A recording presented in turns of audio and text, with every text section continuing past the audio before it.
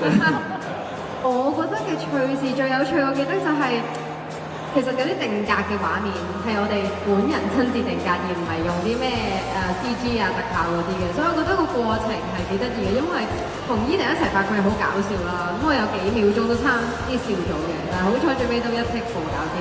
我自己咧都係特別想睇美斯，因為都係啦，可能係最後一屆啦，佢上屆攞咗冠軍，咁希望今次如果再創奇蹟就好啦。咁我嘅小秘訣咧，我就諗住買好多嘅零食，因為我覺得有零食啦陪住我，再同 friend 傾偈嘅話咧，應該可以提到我嘅神去睇完場波嘅精神。咁第二咧就係準備 Now TV 嘅 app 啦，因為 Now TV 嘅 app 咧，我覺得可以隨時隨地睇到之餘咧，佢仲有個 AI 整合大數據，然後再加埋KOL 同足球台就去分析啦，再加埋96年嘅一個世界盃賽事嘅數據，咁我覺得令到我新手球迷都可以睇得開心啦。我都覺得 AI 波友係對我嚟講好好嘅，因為咧我自己都係好新手嘅球迷啦。咁我覺得除此之外，我仲會用 Now 嘅 AR Lens app 啦。我覺得呢個 app 咧可以實時睇到嗰啲數據咧，令到我咧就更加可以變成一個有經驗一啲大球迷。有啲火藥味啊！見到中間已經。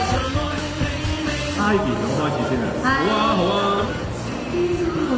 阿培啊，隊長級啊，優 Sir 咁醒，真係估啦，係咪啊？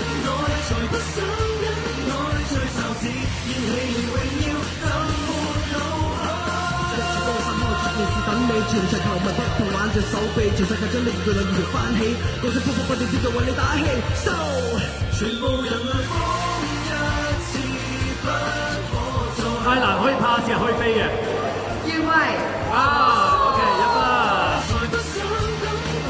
紅牌OK 打分啦。